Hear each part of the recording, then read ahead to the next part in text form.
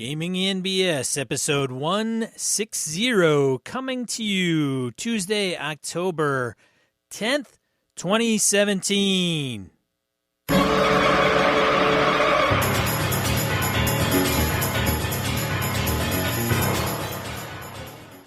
Welcome to Gaming NBS, a tabletop RPG podcast. I am one of your hosts, Sean. And I'm Brett. Welcome to the show. Welcome back, folks. Glad to have you all aboard once again. Whew. Woo! Been a week, man. I'll tell you that. It has been a week.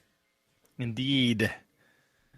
A little bit of work stress on my side. How about you? I hear that you've got the pins out. Is this true? I am hardware free. Hardware free. Did you keep the pins?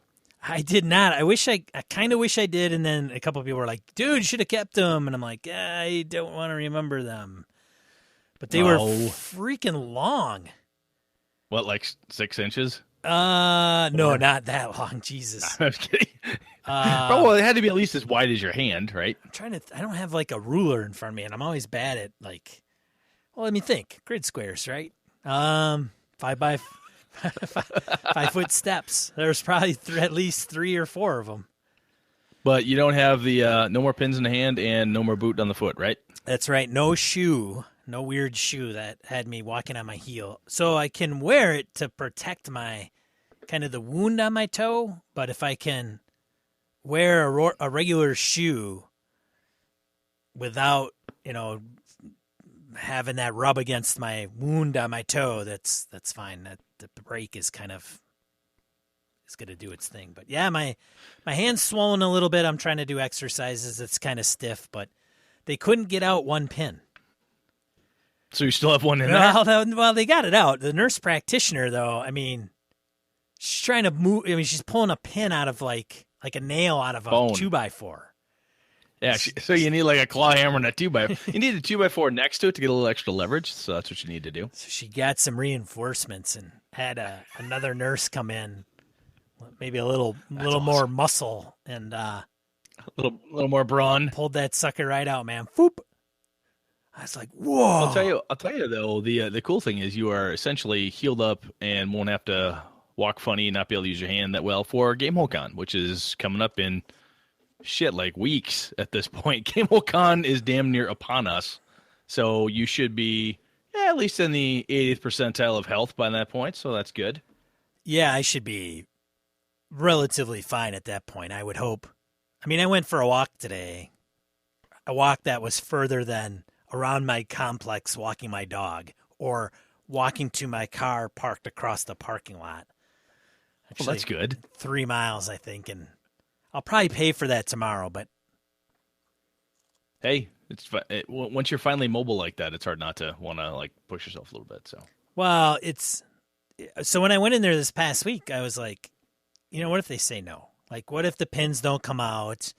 What if they say you got to wear the shoe for another 2 weeks? Morally, it would have been crushing. That was the big thing for me. Like, I don't know if I can put up with this crap for another 2 weeks, and I didn't have to. Luckily, you're tougher than that. You're good. I gotta say though, I don't smoke. I have, and I drink on occasion, but I haven't drank a lot. Like I've literally had probably since the accident, I've probably had a total of 3 beers. Which means at GameholeCon during the free beer event, Sean is going to be wasted. Oh my God, my tolerance level will be gone. We'll give him hey Sean, would you like a third beer? How many beers has he had? Great. Half of one? Half a beer. But having said that, it probably didn't hurt with my healing is what I'm getting at. No, probably did not. I think I'm gonna do yoga, man. I'm gonna get in. Do something. I'm gonna get in weird yoga pants, like real short shorts, and my wife's always like, guys in yoga, they just don't wear the right attire. I will. I don't want. I don't want my junk hanging out, and most of the times, I haven't been to yoga, but I gotta say, for my wife, a majority of the attendees are women, and so I don't want to go in there like big slobby gross guy. Instead, you're gonna wear pants tight enough so we can tell your religion. That's what your plan is. Is that what your plan is? No, dude. I'll wear my regular shorts and I'll wear like spandex things underneath. So it's like, all right. yeah, I will be appropriate attire. But I don't think I need. This is digressing badly. Let's move on to something. But I want to get into. I kind of want to do yoga because I'm worried about my quality of life, man. I'm old and my back hurts and I don't want to be 60 or 50 and a fucking mess. So and martial arts, Brett, I know you do that. I did that for a while. I mean, one shot to my ribs and I'm done. I'm just not 20 years old anymore. So you're sweet in the gut. Is that what I'm hearing? If I'm going to take a shot, it's going to be in the gut. I don't Body believe blows, one of our patron levels is sparring. Although we could do that. I think Brett would take me. He's been doing it longer. But in my prime, Anyway, we got to get the sumo suits. Then it's a level playing field. That's what we got to do. All right. So let's see here. Gaming related fun stuff. Let's see. This is October 8th when we're recording. So it is basically 3.5 weeks till GameholeCon. Hopefully, if you're listening to this and you're going to make it there, you will be able to stop by the table, see Sean and I think we got some other cool folks coming. Pretty sure Hobbs will be there. Chris Steele. I'm thinking Sneezak from Misdirected Mark is still planning to be there. So Eli should Kurtz. Be some really cool people. Eli Kurtz. Absolutely. Voice actor. I'm going to get his autograph. That's a good idea. Too bad you should get the boot back on so we could sign your cast. I should hire him to do some shit for us. Like, hey man, I need you to do like In a World. I wonder if he can do What that. we should do is hire him to do like the show because he would sound better than we do. That would be great. Like, hey, we'll record it, but you have to re-record it. Yeah, just overdub. That's what we need you to do. That's right. And of course, speaking of conventions, EverCon. That little glorious thing is coming up this January. I know January is a ways off, but holy shit, November's going to be here and GameholeCon. So we're looking at Friday, January 5th, 6th, and 7th are the 3-day con. $35 if you get your badges early. So get in there, pre-reg, do your thing. And hopefully we'll see you at EverCon in January as well. You should do a tune that's similar to Everlong. EverCon. No. I'm sure you won't get sued. Probably not. Foo Fighters rock. How did our Gamers versus Harvey do? Holy shit balls! So I made our donation today from our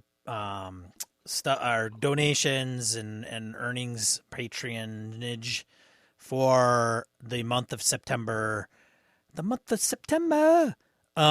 We had donated $383 to the Houston Food Bank, Houston Food Bank, and then the rest of the individuals that were included in that, and it's still the total is still coming in, but if my numbers are correct, right now with one donor that just got back to me today, we will be at $895. Holy crap. Yes. So somebody almost bested us in donations. But yeah, if you have any questions on what I'm talking about, a few episodes ago, we were going to donate a bunch of money to the Houston Food Bank to people that were affected by Harvey, and they can spend it the way they want. And we have a website, which is at www.gamersfeedhouston.com for participating podcasts. So we thank all of our podcast partners that were involved in that. Just head over to that website and you'll see who was there. Drink, Spin, Run, Hobbs and Friends, She's a Super Geek, Closet Gamer. There's another one in there, Playing and Slaying. Who else is on there? I think that's all. Tabletop Game Talk. Tabletop Game Talk. Yes, Chris and the Wild Eye. And the Wild Eye podcast, yes. I always think there's like 5, and then there's always like 3 more. I have them all out of order. So, yeah, thanks everybody who has participated. Man, I would do the same thing for Puerto Rico, but I don't even know. I don't know if it would even help. Like, it's such a fiasco down there. Yeah, I don't know what to do. I don't even know. See, when we did the Houston thing, we did a little research to find out where would be a good place. I don't know where to send it for Puerto Rico. If somebody has a legitimate something or other, pass it by Sean and I, send it to us. Maybe we could do something. I just don't even know where the hell to send it. I'm terrified that I would send money to the wrong place, essentially, and do absolutely no good. Yeah, and I know Roberto, who is down there. He's a friend on Facebook, and he's provided updates, and literally it's like night and day down there. It's like there's pockets of everything is fine, and then there's pockets of post-apocalyptic. I mean, it's crazy. Like, it's unbelievable that we're in the 21st century and, everything's kind of, my understanding is there's a lot of shit holed up in one part of the island down there. I don't know. But he's given updates which is nice because you're not getting it from third party or is it really that bad? Is it not that bad? And it's a freaking mess. So, well, I don't know. I don't even know. I don't even know what to say. Seriously, though, if anybody does find a decent place or the best place to donate to try to help them, we would be more than happy to do the same thing we did for the Harvey thing and do it again. But for Puerto Rico, just don't know what to do or where to put our money. So somebody can help us find that out. That would be awesome. Right. But yeah, good stuff. I think that's it for announcements that I know of. Yeah, let's random encounter it up, dude. All right, random encounter. Random encounter. All right. Feedback from episode 159. We've got a few. We've got one from Brian Ross, Crim fan. Let's see, Blake and Ed. And Well, I'll tell you what. Let me start off. I'll kick it in with Brian. all right. So you gotta read Brian's in kind of a snarky, kind of a know-it-all voice. So you got to kind of come across like a know-it-all, but you really don't. So you just want me to read it like I always sound? Is that what you're asking me to do? Brian's in my game group, so. Oh, I see. Yeah. All right, Brian Ross, gentleman and scholar, despite Sean's statements. Brian says group dynamics would be an interesting topic. How about players not playing their characters per the stats? I love when the Intelligence 8 or Wisdom 8 characters come up with brilliant tactics. Shout out to Jimmy for playing a dumb character to a T.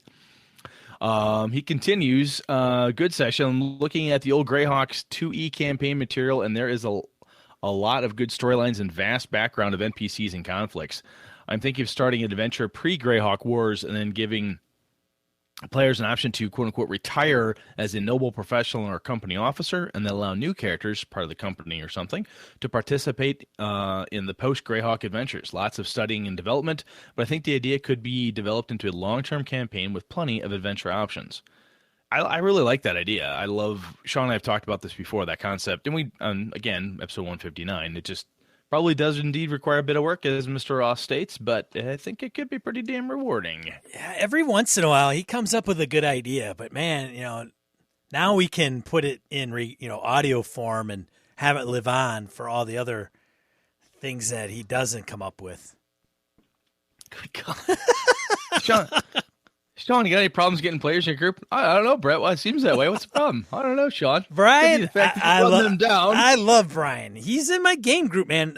Ribbing is like part of the situation. I'm surprised he didn't put something in there. I'm sure the next comment he puts in there, he's gonna go right for the throat. Yeah, he'll probably kill me. Over to you, sir. Continuing on, Crim fan. Sean was really onto something regarding the age of worms and APs more generally. What'd you say? Sometimes, man, it's crazy. APs seem to be quite the rage these days, clearly with WotC's near continuous release of them. I suspect that they work better for them commercially, but wow, can they really feel annoying and burdensome to me as both player and game master. They are too long and often too scripted for my taste. Like a double album or a 6+ book mega series. They're pretty much guaranteed to have a lot of filler. I've done the pass off GMing in the same world a few times. It's got some ups but potential for downs. I find that you have to have some seriously good boundaries when you're either the player or GM. I did a rather episodic game many years ago that had multiple GMs. That was designed from day one to be episodic and have a light sci-fi/horror movie tone. Example of an adversary was a motorcycle riding old woman named Marge, later revealed to be a suit of skin possessed by a colony of alien insects. And another villain had a barge full of alien crawdads he wanted to dump in the Mississippi. Anyways, I've also done it a few times where I had a player temporarily GM in my campaign when I couldn't run. Laryngitis, finishing a dissertation. It's important that the guest GM doesn't introduce anything too world-altering in the game. I've also done something with an AP that got very bogged down at points. We were playing Scales of War. Part of it was the AP itself. Others were the personalities and some quote-unquote backseat GMing happening from time to time, hence boundaries. Communication. Well, that's okay, but it too can get burdensome if there's too much of it or it starts feeling forced. Had a GM give me a bubble sheet survey once after a session. That's too much. And holy crap! That's funny. Who is that GM? I don't know. But that's fucking funny. Hilarious. As to keeping a campaign alive, one thing I found is that rotation helps a lot, along with all the pacing things you guys mentioned, such as player contribution and sourcing the table by the GM. So run for a while, develop some ideas, play them out, but plan to stop before burnout sets in and let someone else take the reins, ideally in their own campaign. I've kept the campaign alive since 1999. Albeit with substantial pauses at times. I must be doing something right, at least with that group. Yeah, that's pretty good. That's quite impressive. And the bubble survey still got me laughing. That's fucking funny. That's what I want to do. Bubble surveys? Yeah, we need to talk about that. All right. All right. So back over to G Plus. Blake Ryan states back in 95, that's 1995 for anybody who's old, who's at least in their 30s or 40s. My Greyhawk game had gone flat, so I merged in my game Greyhawk and Shadow World Rollmaster setting. Because the PCs were different species, they were chosen as ambassadors to the new lands. The characters enjoyed the changing of style and reveled in such a fresh batch of allies and enemies. Edward Nagy continues on with a comment there as well, saying, I've given the players temporary characters, either bad guys so they could get to, so they could get behind the curtain a little, or other good guys that could see another part of the world or story. Hence, once the temp characters even got to rescue the main group. This meant the players were invested in afterwards. The party had new NPCs that they care about. Another possibility is bringing in a minigame. Maybe this is the time for a night of mass combat or jousting or vehicle races, etc. Something in world, but with significantly different mechanics. Good stuff, guys. Enjoyed the episode as always. You know what, Edwin, that's a really good point. We had talked about mass combats and all that stuff in a number of episodes back. And that is yet another thing to do, right? You can change the campaign up from a flavor perspective by having it be that mini game. That's something different. Still within the same world, but the scope and approach is totally different, which could absolutely keep things live just by shaking it up a bit. Sean, your turn. Michael Parker poses a question. Hey, Brett and Sean, wondering if either of you have dabbled in play-by-post RPGs, MUDs, and other text-based role-playing. If so, it may be an interesting new topic, show topic for you. I'd love to hear your take on the subject. I have done play-by-post. Have you done anything like that? I have. I didn't play for... See, that's kind of relative, right? A long time in play-by-post could be like 2 months, and like from the beginning of that to the end of that 2 months, very little could happen because it's very slow-paced. But yes, I have. So it wasn't like for a full campaign, but I have been involved with play-by-post. And then I tried to run one myself, which was eventually a failure. Tisk. But I'll tell you what, though, this sounds like a topic. That's what it tells me here. So, Mr. Parker, that's going on the list. Yeah, okay. Thanks, Michael. You read the next one. That one was small. All right. Hal Burdick. So Hal wrote us a while back. Ironically enough, I believe his submission was one of the ones that got kind of thrown in with all the spam that came from the website. His was dated, ironically enough, August 12th, which will go down in my life in infamy. Because that's so when he was typing that up, I was running into a car. Hi, Gaming and BS. I am a game designer with a new game called Dice Endangered Dragon's Lair that I would like you to check out and possibly review. The game is designed for kids. I think of it as the Candyland of RPG gaming. I remember when my hands trembled with excitement when I opened Matchbox City on Christmas morning when I was a kid. I loved playing with that toy and the cars that went with it. My true love was not cars, though. It was the game. I would find on the shelves of K&K Toys on one random summer day, Dungeons and Dragons. I bought the game immediately and read every word of the basic rulebook, including descriptions of every monster that very night. I can only imagine the tremors my hands would have shook if I'd had Dice and Danger under my tree instead of Matchbox City. The beautiful artwork illustrated by Joel Rose captures the heart of what makes Dungeons and Dragons so cool: scary monsters, rich treasures, and fun adventures. The game itself is also a training tool for kids that would like a game like Dungeons and Dragons, but aren't quite old enough for the intricacies of all the rules that the game requires. A few years back, when my youngest nephew was struggling with his reading, he fell in love with playing D&D but couldn't read the rules. I wrote Atlas Kings for him, an easy-to-read, easy-to-play version of D20 OGL that he mastered. His first adventure was called The Stolen Ruby, and I was a player in it, and I truly had fun. Not just fun playing a game with my nephew, I had gamer fun.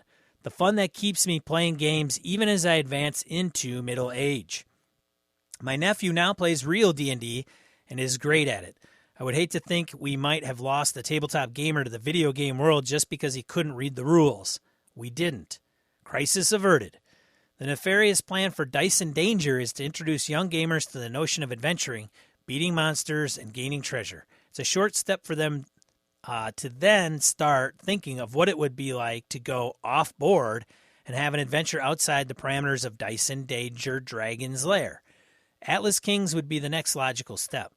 The last step would be the graduation to 5e, Call of Cthulhu, Pathfinder, RuneQuest, or whatever other game tickles their fancy.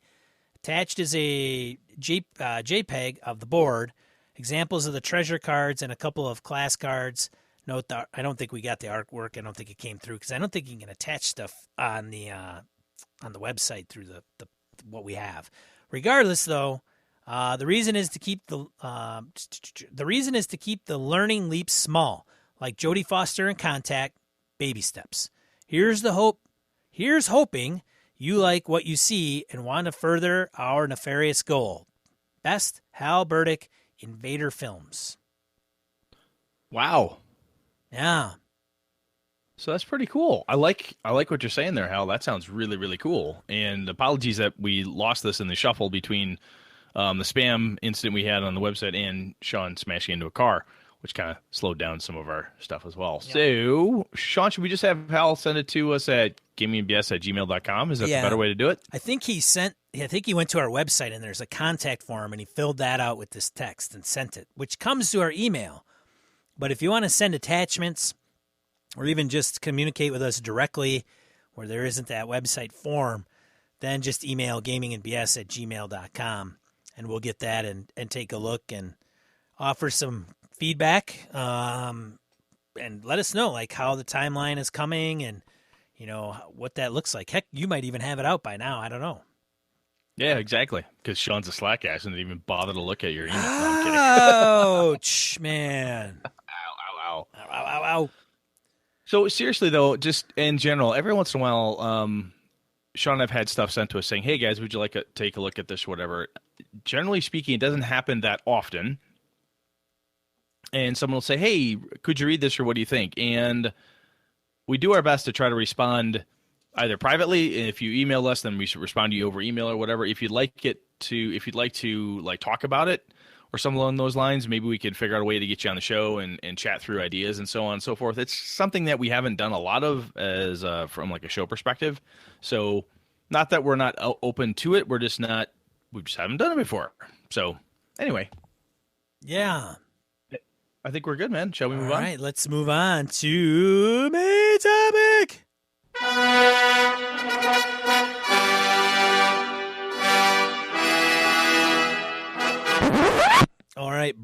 are we talking about this week? Well, Sean, we're gonna put you on the couch. I was on the couch a while back, so I should probably lean back then. Just probably lean back, light up that cigarette you've been waiting to smoke. Anyway, so Sean and I have been talking off the mics, and Sean's been saying, "I really want to run a game because it's gonna be the worst episode ever." It's gonna be the worst episode ever. Sean, you want to run a game? Yes. What are you gonna run? I don't know. Who you want to play? I don't know. It depends. So this is kind of goofy because I've had this conversation that Sean and I have had. He and I have had this conversation off the mics for like 3 or 4 years now that we've known each other, where I'm like, yeah, I'd really like to do something with this. Really? What do you want to do with it or whatever? And I thought, you know what? Let's just kind of talk about it here. And let's just see what we can. Let's see if we can help Sean. Sean needs a hand. Oh, God. Do I ever? So, Sean. Oh, my God. Do I need help? So, Sean, are you looking, when you're thinking about this, what's making you want to run? You just haven't run for a while, or the game you're in sucks and the game master's terrible and you just got to do something better? The game I'm in does not suck. Doc, your game is fine. Crystal, your games are great. I said that in obviously tongue firmly planted of course, in cheek because he's got two great game masters, so I'm not worried about that. Yes, I have to defend my game masters because if they were really crappy, I probably wouldn't be in their games, honestly. Yeah, you wouldn't. I've known you long enough. You'd have found an excuse. I would just hey, I got yoga on Tuesday nights. I can't show up anymore. Yeah, the spandex riding up. Sorry, I can't make it to the game. Moving on. I gotta wear fancy shorts. Gotta roll out my yoga mat. So why do you want what's got you itching to do this? Because I've run before, and I like running games. I like, and that is a comprehensive answer because I like creating. I don't know if it's creating the world. I like playing the non-player characters. I like to see players kind of tackle different problems and get through that, and the adventure and the excitement, and my bad guys smashing their player characters' faces in, TPKs. Yeah, it's all great fun. When was the last time you ran a game? Oh, the last time I ran a game would have been with you and Kev and Jimmy. Wayne, I think, was that was a Star Wars game. Yeah. Wayne wasn't in that one. No, Wayne came in after when I ran Trail. Yeah, it was a Star Wars game. Yeah. That was a long fucking time ago, dude. Yes, it has been a long... Well, so if you don't count con games, that would have been the last campaign I would have ran. Yeah, I mean, we're talking campaign here, I think, more than just con games for this discussion don't count. Yeah, let me see. I think I have recordings. I must have moved them because they were on my desktop, and I had those recordings, and I could tell you the date that I recorded them, but I don't see them on there. Well, tell you what. So it was 2015. Probably, yeah, a couple years ago. Yeah. So what are you thinking of running? You got, I know you love Eberron, and you've got a whole bunch of crap. Is there something that's jumping out at you that you're like, hey, I have to do this? What day is it? Well, it's Sunday. What hour of the day?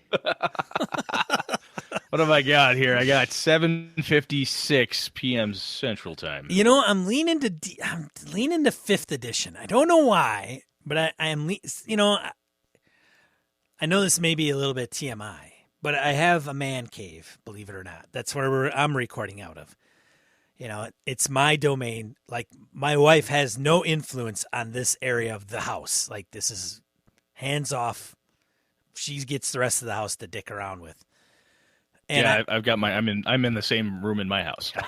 And I have my own bathroom, and my bathroom, my RPG books is not far from my bathroom. So every time I go in there, I'm like, oh, let's see, I got to take some reading material in there. So I'm always grabbing an RPG book. So, and then what happens is, so I have a bookshelf that's closed because I have animals, and you don't want animals gnawing on your RPG books. Just saying. That would be bad. So I take the book out of the bookshelf. So I don't always put it back in because I'm always reading it like, when I go into the bathroom. Nice. I know you guys are loving this story. This went bad. This went worse. There's people listening to this like, dude, I could totally relate, man. So what do you got? Like a stack of books that you've been just parsing through? I do. I have not a stack, but I have usually at least one or two that are like sitting on my desk. And I'll just grab, and then I'll, whatever. So I have Star Trek, Modiphius Star Trek Adventures, which I've just read Character Generation, which is really interesting. If you aren't familiar with that, we should probably talk about that game or get somebody that really knows what the hell it's about, because I think it's interesting. Character Generation is similar to the old Star Trek FASA. So you would Starfleet Academy, what discipline do you go into? And then you get different points for what you're going into. And so It's cool. Anyways, I digress. Eberron, I've got an Eberron book out, and then I also have Tales from the Loop. So you basically, I had the reason I'm going to kick off my Warhammer campaign this month with my crew is because when I was trying to think of the next game to run or whatever, I found myself drawn back to, oh boy, I haven't run this in a while. I'd be parsing through the rule book. I'd pick up an adventure, pick up a splat book, or, start looking through that. And then I'm like, that was the game system I kept coming back to. That was one of the reasons why I'm like, well, it's time to run a DCC campaign, because I keep picking up DCC books and looking at them, and it just became the de facto, if I'm going to read a chapter of something while I'm waiting for waiting for my laundry to get done or something, and I would pick out DCC. And now it's Warhammer more than anything else. So it sounds like you're in a similar boat where 5e has just been has that been the bigger draw for you? If you're going to pick up one of those books, you just grab 5e? Yeah, I'm really kind of leaning towards Tomb of Annihilation because it's the latest adventure path. A lot of people are playing it. There is a port over to Eberron, which I'm a big fan of as far as campaign settings go. Somebody did a pretty decent rundown of Tomb of Annihilation and using Eberron components in that, which appeals to me. You're looking at a published setting, published adventure. Yeah, and I also have some of the Eberron adventures that I'm looking at and considering. Noble Knight, I was just down there the other day, and their computers were down, and they called me back with I listed 3 out of their database, and they're sending them. I think I duped one by accident. Oops. Yeah, well, it's $5, so it's not like I'm paying $30. But I might have 2 of one module. Anyways, so I'm a big fan of Eberron. I'm kind of torn. I'd love to do homebrew, but I don't know, man. I don't know if I could sit down and map out good stuff for the players and keep them engaged enough without overworking myself, overtaxing me. I think that is an important piece, right? Because one of the things I'm doing, and we'll talk about it next episode, spoiler, is that I'll be talking about why I'm kind of sticking with the Warhammer. One of the cool parts about Warhammer for me is the settings and some of the pre-published information is good to pull stuff out of, especially when you don't have if you're short on time. We've talked about this before, published versus non-published adventures, whatever. So that makes sense. And the cool thing is if you've got a port to a setting like Eberron that you really dig, and you don't want to play Greyhawk or Realms or something like that, you want to do something a little bit different, that makes sense. That's cool. And I should stipulate, and I think I might have mentioned this maybe in episodes long past, because you do pre-published does not always mean that it is easier, faster, less time-consuming. Because I know there are some people that will do homebrew, and they're like, oh, dude, I do homebrew. I do 30 minutes of prep, and I'm good to go, which is easy because it's in their brain. So, yes. They can just take a couple of notes like, all right, plot, overall plot, baddie, a couple encounters. Here's what they're facing. This comes down to how does Sean's brain work, right? If this is the way for you to go, because it would actually tax me more to read for D&D to read the whole goddamn adventure, right, than to do what I'm doing for Warhammer, which I'll talk about next episode. But yeah, no, I get it. It kind of comes down to how does Sean prep and what is the easiest thing for you. And you already have pretty damn good knowledge of Eberron, so you already have a lot of that backlog in your brain. I think there's a confusion with me in prep and creativity. See, because I think there's 2 different things going on here in Sean's brain, which is this very scary place to be. I know. Okay. I've seen part of it. It does indeed frighten me. Carry on. Yeah. Luckily, it's still inside my freaking skull. Yeah, I got it. I got to say just one more time. I am still very happy that you're alive. So Hey. thank you. So, anyways, but so going back to that, and that may be a thing too. Like that may be when we talk about prep. This may be a whole nother topic, Brett. When talking to people, Well, like, it totally is. I don't have time to prep, so I do pre-published. But is it really the time to prep, or is it just you not being able to come up with ideas or a plot line or because I think that's what pre-published really does give you. I don't think it's any quicker. I think it's just you read it and go, oh, okay, great, I got it. And it's all there. Whereas if I'm not doing pre-published, then I got to come up with a lot of that stuff. So whether No, I get it. Yeah. You know what I'm saying? They're both tied to time, but I think we're confusing matters when it's like where do you want to spend the time? Yes. Creating material or implementing material? Correct. I would agree. Spoken So- like a true project manager. There we go. You want to buy or build? Exactly. It's gonna cost which you. one costs more? It's going to cost Well, you they're more both in good, time or money. Or... Look, it's a three-legged stool. It's time, money, and Right. Sorry. Anyway, so cool. We're looking at a 5e game, Eberron-ish. Okay, cool. Now, are you looking to run this in person or online? Do you have a preference, or does it not matter to you? I would love to run this in person, but I think the way to go is going to be online. Isn't that kind of goofy? If you look back, even as short as 5-6 years ago, online was still a thing. Clearly, people were running games 5 years ago online, or even 10 years ago. But that wouldn't have even crossed my mind as an actual question to be like, oh, how do I get the group together? Yeah. Physically. And now it's like, no, it's totally legit. I could play online. That's an absolutely legitimate approach. Yeah, we tried RP tools a while ago, and we did Skype, and it did okay. And this was before Roll20. This was before any virtual tabletop was really mainstream. And yeah, it was okay. So if you choose to go online, are you doing it simply because that's the easiest way? So let's say you're kind enough and I can actually make the damn game. Hey, Brett, you could play. I live an hour from you. That's right. one way. So it would be a hell of a lot easier for Brett if I didn't have to drive an hour one way. And we could play whenever after work or whatever the case is. Is that the main thrust for you wanting to do that? Just ease of scheduling and such? Yeah, total scheduling and convenience. So I don't mind driving across town because Madison's not that big. Rush hour can be a pain in the ass, but I work for an employer where hey, Tuesdays I'm boogieing at 4:30 so I can get to game night by 5:30 or 6. I work for a big boy company where they're like, oh, you're a big boy, you can take care of your self. Not that other companies aren't like that, but No, we've all worked those places where no, it's 9 to 5, right. And if you leave early. I've even been in the quote unquote professional world where people are supposed to allow for freedom of movement and whatnot, where you just can't. Yeah, some people can't. You got to be on the phones, or there's phone coverage, or whatever. Absolutely, yeah. Orders or deadlines.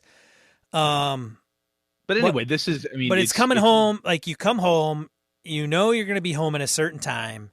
It's going to kick off at a particular time, and you can just fire up the computer, assuming all the technology works, and you're done. And everybody else can kind of schedule their shit around. They would do that for a face-to-face game anyways, but there's no travel. Well, the travel is to get to their house, so they're going to go home. It's just they're not going home after the game. They're going home when they typically would get home. And then they're firing up the computer. Kevin, I know, he played from work, so he didn't even have to go home. Yep. So I think it's just more, and I think that the voice and the video components, face-to-face is great, but it's not as bad as it ever was. No, it's actually pretty decent now. Yeah. After running Streets of Avalon and playing at Avanti with Emily running, and running with you guys online. We ran the finale of my Trail of Cthulhu in person because that was fun to do. Right.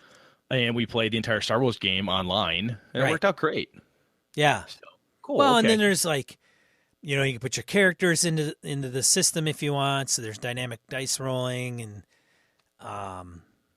files can be stored. I mean, all that can be done face to face as well. But I don't know. I think it's going to be online. Makes sense. Yeah. So how many people are you looking to have? You're going to have like a dozen? No, I'm kidding. The lottery. The lottery? So I think a sweet spot is 5, maybe. So the reason I say 5 is because if I get 4 players that are consistent all the time, that's great. Because I think, like we've mentioned this before, if you go, hey, I want my game group to be 3, and one person's gone, that is a big chunk. Y'all right? fucked. That's a third. Right. So the more you have, I mean, you got 10 people and half make it, you can still play. Like half your group's gone and it's not a problem. So I think it's going to be 5, 6 would be maybe too much, but it depends. Like maybe I get one person who's like going to flake knowingly, right? Like, hey, I might be able to make it every once in a while. I could say, well, I still want you in the group or whatever. We'll work around it. Or it's temporary. Like, hey, I'm not going to be there. Well, I got a shift change this month. I'm working. Right. I'm working late or something. You could have that. Right. And then it's I'll tell you what. November, everything's fine. Great. Yep. That's another. I'll tell you what. I've done the larger groups. I've talked about that before. I've had as many as 13 in a vampire game back in the day. And I have grown to like the smaller group. I mean, my group is much smaller now, where I only have like 8 people playing in my regular game at home. But even then, in some of the sub games I run or I'm playing in, there's 4 players, 5 players tops. And it's really kind of cool. I mean, a lot of things get done, and I think it works out really well. And honestly, online, I think it is even harder to keep large groups engaged online, I would think. I haven't done it yet, but it feels like anything past 6 might be kind of sketchy online. I don't know. There's some, maybe that's just me. There's some that won't even let you get past a certain number, I'm sure. Huh, okay. I'm sure Roll20 you can't have 10 people on there. I got to think there's a limit. Probably.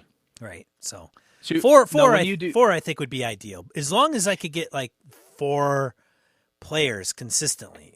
I think that's the key, because if it starts dipping where one person keeps flaking all the time, then it's going to, because then you're dealing with like 3 people. No, I totally get it. Absolutely.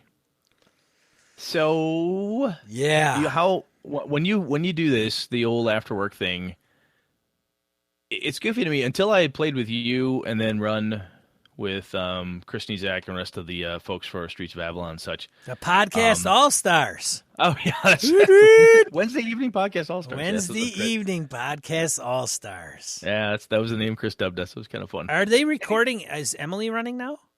Yep. We're just wrapping up the Avanti stuff. So is that going to be recorded as an AP? It was recorded as an AP. Yeah, it just needs to get finished and published. I see. So it's editing. It's in editing. So that's coming. It's in editing. Right. It better be. The editor, the Chris is hot on that. No, Chris and Emily are actually splitting editing duties. So Emily's part of She's a Super Geek. She knows how to edit quite well, so I'm not too worried about it. It'll be great. Anywho, so when you do, how long do you usually game? The reason I ask is because when I game face to face with my group once a month, and we start at 5:00 and go to like 11 midnight or whatever, 5, 6, 7 hours isn't unheard of. Used to be able to game a hell of a lot longer, but we're all older and get tired. How long do you usually like to run your sessions for? So I would like to probably start no later than 7 p.m. Central Time, and then I would probably want to stop around the 10 o'clock hour. So a 3-hour solid session would be good. I'd love to do 4, but I think that's pushing it. And I don't want to go too late, because then, people want to tuck in their kids. If they've got kids, they may want to wind down after a little bit of gaming. I know some people, like the game hole guys, they start at they put their kids down, go to the game hole, play. Okay. Until like midnight, 1 o'clock in the morning. and then get up Wow. and work the next day. Yeah. Whew. And I don't think I could pull that off. And they're leaving. Like, they're not, I mean, Alex is probably the closest one located to that place. Otherwise, they all got to drive like a couple miles at least, a few miles. Damn. So you're looking to do this like every week or every other week? It's going to be every other week because I am, I have a certain amount of time credit that I cannot exceed. Well, you've got the other pieces too. If you did it like every week, then you'd be cramming so much gaming into. I mean, granted, like it'd be a great problem to have, right? Right. Oh no, I have to game all the time. Oh, it sucks. But there's other shit that has to get done, and people we need to pay attention to, and things that need to be done. Yes. So Sean is kind of had at one time, hey, I'm gaming once a week. Great. And it took me a while to get there, like establish that line of credit. It does. You got to build it up. It's like trying to buy your first house. It takes a while. You cannot be a person with no credit and go and get a mortgage. It's just not going to happen. You got to go out and get a little goofy car loan or a little cash loan and pay that back so they can show that you're responsible. Little different scenario, of course, but got it. I got the gaming once a week, and I've gotten away from that. So now it's kind of having to go back to, I'm going every other week. I'm going to do every week. Got it. Right. Well, with one group I game, and then With one group, yes. I gotcha. right. I gotcha. Yeah. So are you now? So Sean, here's the big. What's stopping you from doing this? You've been talking about it for a while. Nothing. Why have you not engaged? Because I don't What's wrong have with all you? the answers. I don't have all the ansers, Brett. What answers do you need? No, What are you missing, I man? just got to start. Frankly, I've been just meaning to get online and go, okay, hey, because I think I got to find out, one, if the people that I would have as players are available, and then if they're not, find out who is. You know what's actually interesting is this reminds me of the guy I teach martial arts with and for. It's his school, and I assist with teaching kids and adults and such. And Tad Radel always says that when we get a new white belt in, they're in for 4 classes, they're in their white belt, talk to the kids, and like, do you know what the hardest part about martial arts is? And everyone who's been there long enough goes, starting. Yes, starting is the hardest freaking part. Right. Because it's getting that first head of steam going and getting it started. I've been guilty of this myself. Like, oh yeah, I got this really cool Pendragon idea, or I have this other really cool thing, and it sits and sits and sits. And I honestly think that starting is indeed the hardest part. You know, when you look at it, go, oh, I've got this and all the stuff lined up. Do you know who you want to play, or is that still part of the problem too? No, I think I know who. Is this an all call? Is this a call for anybody who wants to play in Sean's game? Is that what we're doing right now? We're holding open auditions starting in a couple weeks. And I come with my own conductor's hat. Can I play? Yeah. We'll see. So of course I'm going to see if the band wants to get together, but I don't know if Jim is going to be available, or Cthulhu, or you. Fair. And then if you play, I got to lay down I got to write out an entire book of rules. Like, hey, you can't shoot Star Wars laser beams. Yes, you can. In an arcing motion. You can use the ship's guns to shoot people. This is the thing. You know, I really want to do the yes and thing, but when Brett's in my group, I gotta just draw the fucking line. So let me ask you this. So let me see. I don't want to ask this. So are you set on 5e, or are you still kind of waffling? I mean, are you going to go out there to the group and say, hey, I'm going to run 5e and that's what I want to do, who's in? Or are you going to say, well, I could run this unless everybody wants to play Star Wars, I'll do that again? Well, that's another part of this. This is the whole, it's hard to start, right? You know, how do you go out there, hey, I want to run this thing, and the band says, oh, I'd like to do that, except could it please be Gangbusters? Can we do that instead? You know, I've been talking to Mark Hunt. He does a really good Gangbusters game. Maybe we should do that. That's the fucking problem, Brett. That's all this bullshit that we got to consider. I could just lay down the law and say that's the deal. And if somebody's like, well, when are you going to do? I mean, here's one way we could really nip this in the bud, right? Yeah. I could, going to your questions and posing this could be a 30-second show. right? If I just said, well, here's the deal, Brett. I'm going to run 5e. It's going to be Tomb of Annihilation. I'm going to run it on Tuesdays starting next week Tuesday and run it every other week. And we're going to start at 7 o'clock Central Time. We're going to end at 10 o'clock Central Time. And I say, Brett, are you in or not? And it's going to be, that's what it is. No home rules. It's going to be 5e. Are you in or not? No. There you go. All right, have a nice day. Go to the next one. You in? Nope. All right, go to the next one. Then I post on a forum. Here's the deal. And then I get, 5, 6, 10 people maybe interested. Being optimistic there, of course. But that's it. They show up like, oh, yep, done, right? But if I want to be sensitive to other people's feelings, like Brett, like first off, it'd be a new thing for Sean. It's something I'm dealing with my new outlook on life. I'm trying to be a different person. Sean did almost die, so therefore I had a moment. So I could say, hey, guys, so that's the thing, right? You could say, well, I want to play with these people. And because I want to play with these people, then their opinion matters. Jokes you have to say. Sorry, I try to keep that face as straight as possible. Well, I'll tell you what, though, that is one of the reasons why with my home group, I want to play with those people. Right. And because of that, I know that there's certain stuff that I'm like, well, a number of them will try. Well, shit, they'll try just about any game. I mean, after I got done with my DCC campaign, JR said, if you play it again, I don't really care for it.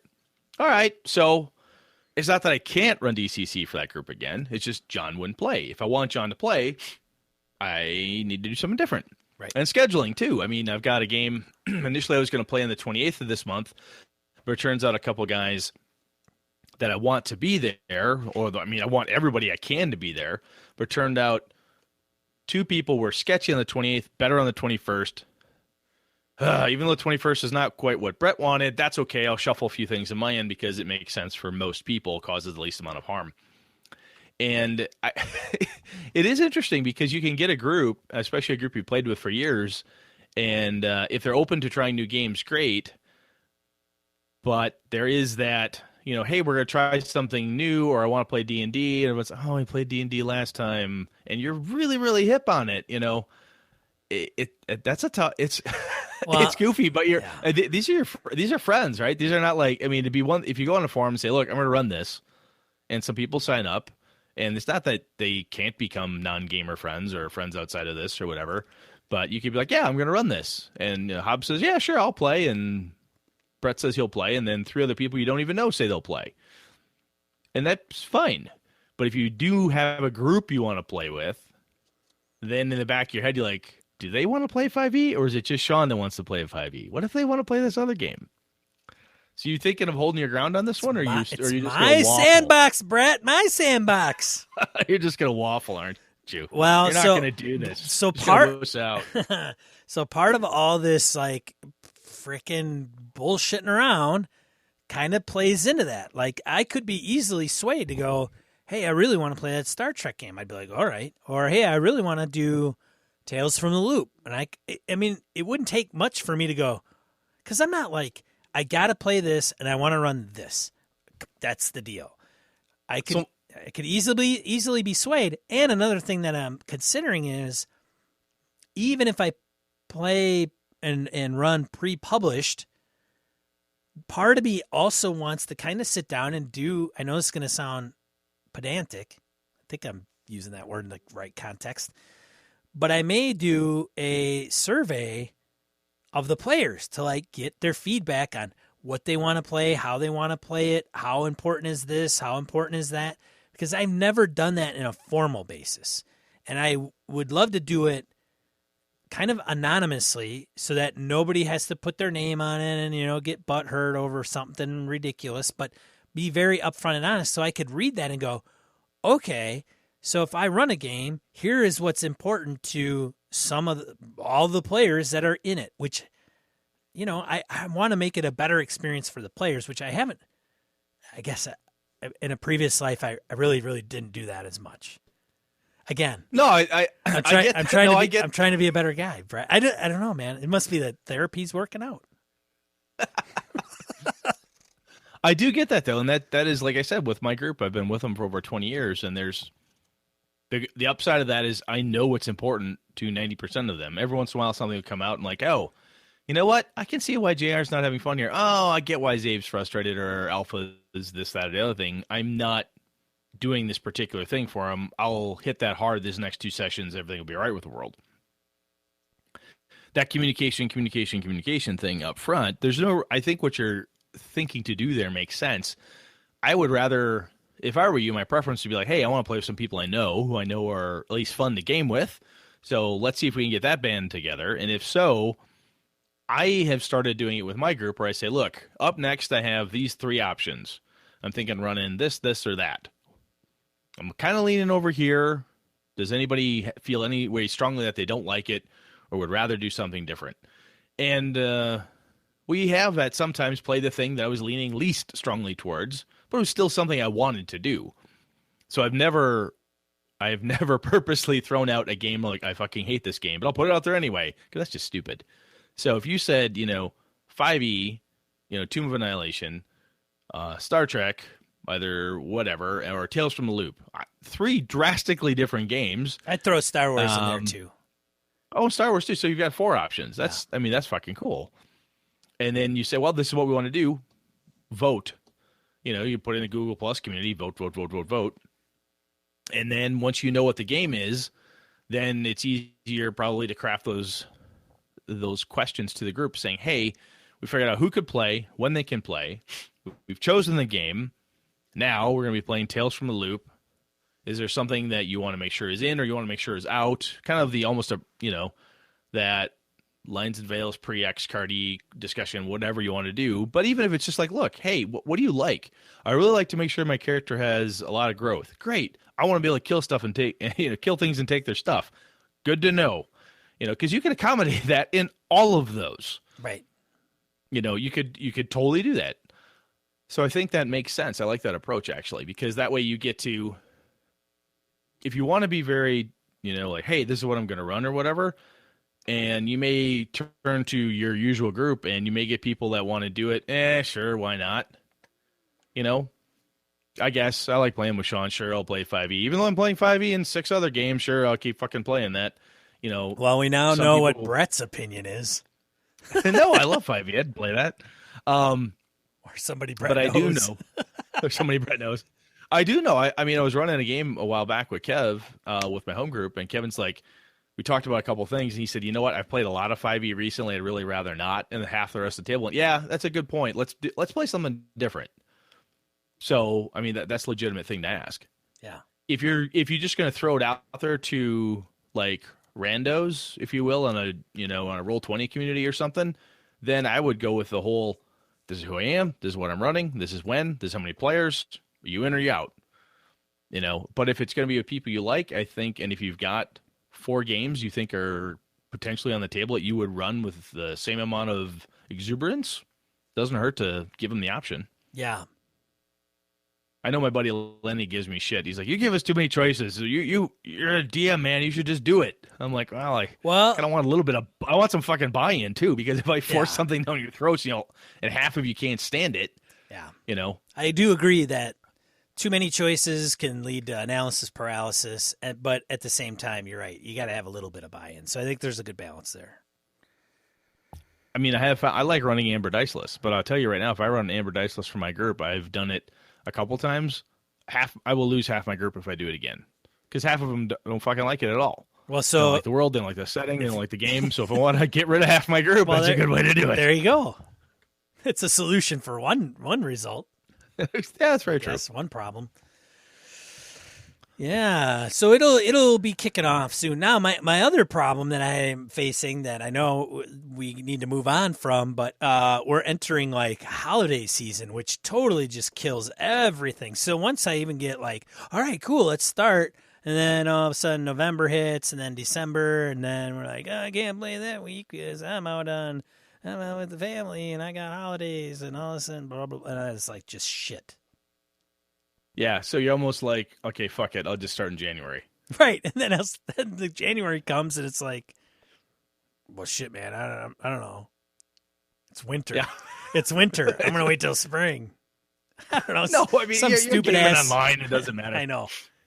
But honestly, though, I mean, that does make sense. It is difficult to start a large campaign with a new group or a group that hasn't played in a while and say, hey, let's get together. We're going to start right after Gamehole Con, and immediately after that will be, U.S. Thanksgiving, and shortly after Brett's will a be hunter all the guy, Christmas so Brett's gonna go out. Brett's got to go out in the woods, and and then and then he's got to go up north, and then I don't have internet, and oh shit. I do have internet up north, actually. You do, yeah. I do. I know. But anyway, no, I mean, it's timing is everything. The other component too is that one of the things I've tried to do over the years is end the campaign before the holidays hit, kind of wrap it up in October-ish, just because at that point then I'm kind of free for the next couple of months. But okay, so you think you're gonna where are you leaning at? You're gonna go after see if you can get the right crew, try the hand-picked team first, and if that doesn't work, then you're just gonna go out to the masses and see who's foolish enough to sign on? That's right. I'll go with the franchise players, and then maybe open it up to free agents, and then maybe the draft. After that, I'll just be begging on the streets. Just be hanging out at Pegasus. I'll run a game. All I need is a soda. Run a game for coffee. Come on, man. Just need to roll some dice, man. The word would be, at that point, I'd be like, the word's out. Nobody wants to play with me. Oh. And so if by the time January rolls around, Sean still isn't running a game, we'll have some kind of an intervention for you and pick you back up. You'll be fine. I'll have to recoup my reputation, man. I don't know. All right. So just to wrap this up, the reason I wanted to talk about this on the show today was because kind of in the same vein of when I went through this is the episode a few back where I said, hey, this is where I fucked up in the last couple of games. I think it's worth noting that we all have really good ideas and we all want to hey, I want to start running a game. Sean and I have been doing this for quite some time, years and years and years and years. I just started yesterday. But I've never played a role-playing game. I've ever. done a podcast and I've never run a role-playing game. It actually feels like that when you play with them. I like that. That's damn. Way to get some humor in there, Brett.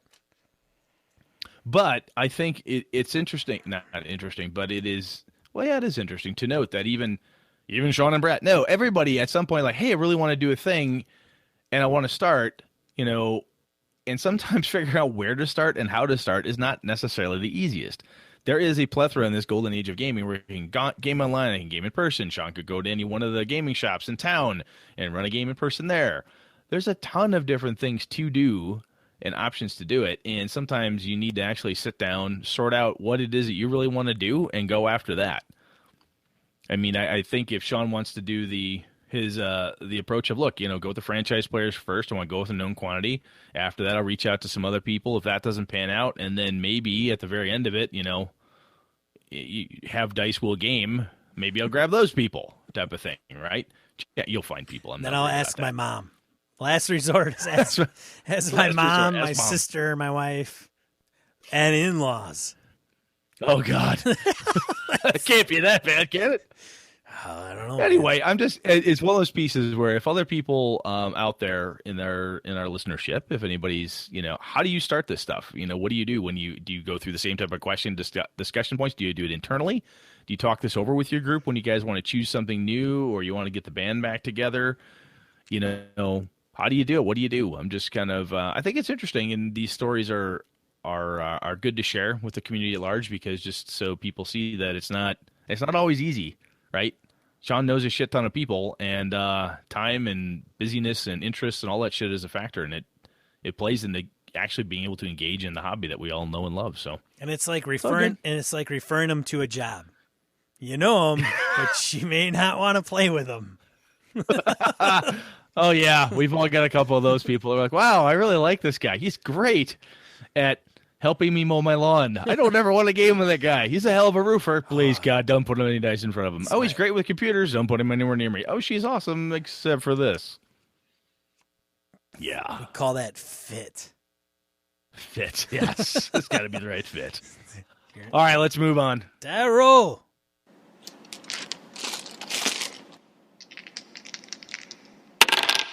Right. All right, Brett, lead us off, man.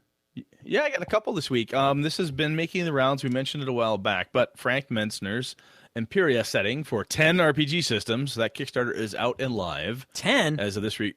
10 systems. Count them 10. Short stepping, Frank. Short stepping, Frank. There's more than 10 out there. I mean, what the hell?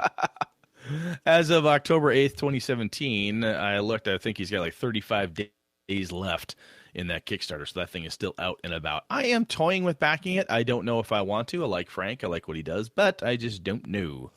Thinking about it. Sean, have you thought about it? Any interest in it? No. Don't want to talk about it? I don't know if I want to. I don't care about talking about it. It doesn't interest me. Doesn't interest you? All no, right. I don't know. I'm not sure why. Okay. It's one of those things like, hey, there's another fantasy role-playing game. Hey, let's, buy this. And I'm like, yeah, I don't really need another one. What's the setting, though? Yeah, I don't really need another setting. Yeah. I love settings. I would prefer to collect settings over RPG books themselves, like rule books.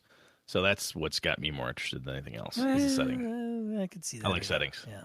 Because, I mean, if you look at, like, what you have Midnight Yep. and so on and so forth, they're all different components and itches that are scratched by said settings. So, anyway. Yeah. Moving on, the next one I had was 10 alleged top secret bases that officially don't exist. This is one of those things for your conspiracy game, your mage game, your Delta Green game, and whatnot. Link in the show notes. There's some pretty cool stuff out there. I mean, it's got the one which I think a lot of people have heard of is I think it's like secret air bases underneath Denver International Airport. Oh, that's a conspiracy thing. Oh, yeah. I mean, but just because it's a conspiracy thing doesn't mean it's not freaking gameable, man. Oh, no, So totally. That's get where that. I'm coming from. Oh, absolutely. Absolutely gameable. Yeah. That's the point. Well, yeah, Sean, man. your turn. All right. Star Trek Adventures Quick Start Guide is free and includes an adventure. So you can head over to Modifius. We'll have a link in the show notes. So if you're interested in the Star Trek Adventures game, you don't want to fork over the big bucks for the game book right away, you download that and check out the adventure as well. Number 2, Evil Hat Productions lists a thread of resources on Twitter.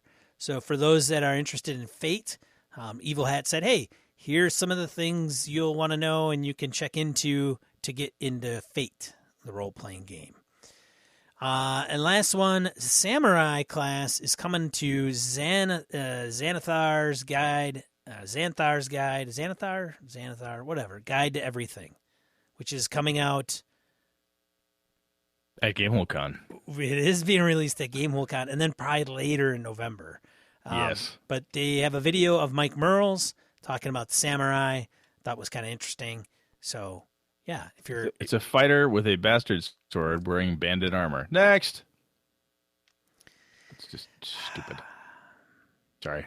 Aggravates me. Says a guy who's like a black belt in Taekwondo. Like, what the hell? Yes, it's a fighter, man. You don't need a special class to make a samurai out of it. Samurai is completely different, man. It's total honor. Oh, that's true. It's like a paladin then. They're not holy. All right. See? I win. I won. Yay. I'll let you have that one. Carry on. All right. I want to thank Mumfree999 for the review on iTunes. Thanks, Mumfree. I'm going to read it because I think it's pretty good. Ready, Brett? Ready? Brett and Sean take a topic, and we get to learn from Brett's mistakes and Sean's triumphs. I can see why we want to read this out His loud. words, man. I'm just saying. Don't kill the messenger. Gaming styles and systems are discussed, and much useful info comes out of these two. Going over past games, reader mail, and convention recaps, and the state of gaming today. Great chemistry here. Well, so very, very gracious, especially the part about much useful info. Well, that's very nice. Yeah, I'm just like Brett's mistakes and Sean's triumphs. I mean, obviously. But thank you, Mumfrey999. It is nice. The fact that anybody takes the time to write us or put a review in is just awesome, and thank you all very much for that. Even when you guys call BS on us, you're listening and you're interacting, so it's really, really cool. Thank you all very much. That's right. What are we talking about next week, Brett? Next week, we're going to talk about my Warhammer campaign, Warhammer First Edition RPG. We're going to talk about that. So it's not a tell us about your character episode.